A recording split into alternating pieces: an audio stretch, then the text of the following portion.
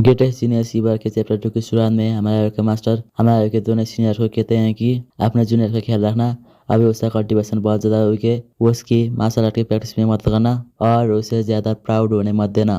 थोड़ी देर बाद वो दोनों ही बैठे हुए होते हैं। उनमें से सीनियर ब्रदर कहता है, भाईलिंग तुम्हें क्या लगता है मास्टर का लास्ट वर्ड का मतलब क्या था? वो भाईलिंग कुछ नहीं बोलती। वो सीनियर ब्रदर अपने आप में सोच कर कहते हैं, लगता है मास्टर चाहते हैं कि हम लोग उसे पीटे। मास्टर को उसकी बात का बुरा लग गया और इसलिए उन्होंने हमें यह चांस दिया। वो खुश होते हुए हमारे हीरो के पास जाता है। हमारा हीरो अभी भी कल्टीवेशन कर रहा होता है। हमारे हीरो को अब तक कल्टीवेशन करते हुए देखकर वो पूरी तरह सरप्राइज हो जाता है। वो सोचता है, हे भगवान, 11 दिन हो चुका है, अब तक वो कल्टीवेशन कर रहा है। वो कितना ज़्यादा टैलेंटेड है। वो बाइलिंग से पूछता है, तुम कितने दिन तक कल्टीवेशन कर पाई थी जब तुमने पहली बार स्पेशली नज के अजब किया था? वो बाइलिंग भी चुपचाप बैठकर ट्रेनिंग करना शुरू कर देती है और साइड में बोर्ड लिखा हुआ था कि मैं ट्रेनिंग करेंगे, डिस्टर्ब मत करो।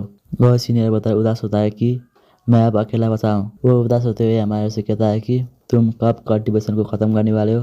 अब हमें 30 दिन के बाद का सीन दिखाया जाता है और सीनियर बता पूरी तरह से पत्थर की मूर्ति बन चुका होता है और रोते हुए कहता है, मास्टर आप कितने ज़्यादा बुरे हैं, 40 दिन हो चुके हैं, आपने किस तरह की मेडिकल बात उसे दिया है? तभी उसके गले में एक तलवार आकर रुक जाती है। वह तलवार बाइलिंग का होता है। सीनियर ब्रदर बाइलिंग को देखकर पूरी तरह डर जाता है। बाइलिंग कहती है, चुप रहो, वो उठने वाला है। और हमारा हीरो अपने आंखें खोलता है। हमारा हीरो अपने पूरी बॉडी पे मार्शल पावर फील कर रहा होता है। वो सोचता है, क्या ये मार्शल आर्टिस्ट की पावर है? हमारे हीरो को इस तरह देखने के बाद, हमारे हीरो के उठने के बाद सीनियर ब्रदर उसके पास जाकर कहता है, क्या तुम्हें दर्द हुआ है? हमारा हीरो कहता है, थोड़ा बहुत। और सीनियर ब्रदर सोचता है, मुझे अपने मास्टर ने दिया हुआ टास्क पूरा करना होगा। ऐसा सोचकर वो कुर्सी वाला चेहरा बनाकर हमारे हीरो का हाथ पकड़ता है और कहता है, अगर तुम्हें मार्शल आर्टिस्ट बनना है तो तुम्हें अपनी बॉडी को 100 राउंड तक रिफाइन करना होगा। तुम मुझसे अभी बहुत ज्यादा दूर हो। हमारा उदास होते हुए कहता है, मैं जानता हूँ मेरी फिजिक्स आपसे बहुत ज्यादा कमजोर है, मैं अगली बार डबल हार्ड करूंगा। हमारे की बात सुनने के बाद सीनियर ब्रदर और ज्यादा सदमे में चला जाता है। वो बाइलिंग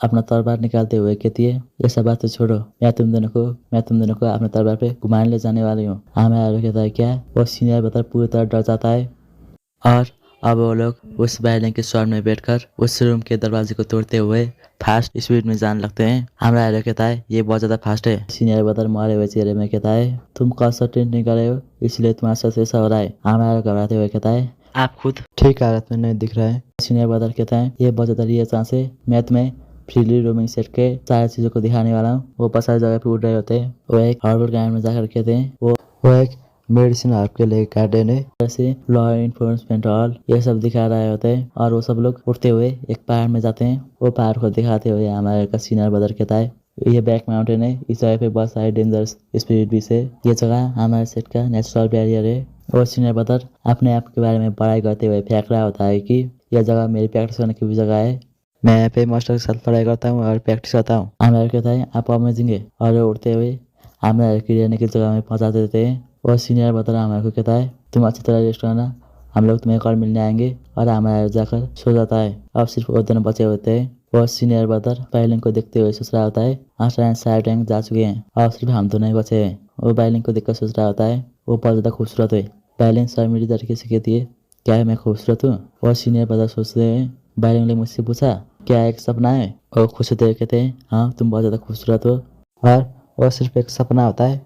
उसकी बात सुनने के बाद बाइलिंग बहुत ज़्यादा बुरी तरह गुस्से में आ जाती है और सीनियर ब्रदर रोते हुए कहते हैं, मुझे एक्सप्लेन करने का मौका दो। पर बाइलिंग कुछ नहीं सुनती और उसे मारना शुरू कर देती है और सिर्फ उसकी चिल्लाने की आवाज़ आती है कि मुझे माफ़ कर दो। घर के अंदर हमारा सो रहा होता है। हमारा सब आवाज़ को सुनने के बाद कहता है, उन दोनों का कितना ज़्यादा अच्छा रिलेशनशिप है।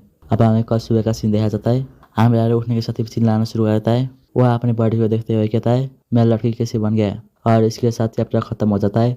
इंतजार कीजिए नेक्स्ट चैप्टर का।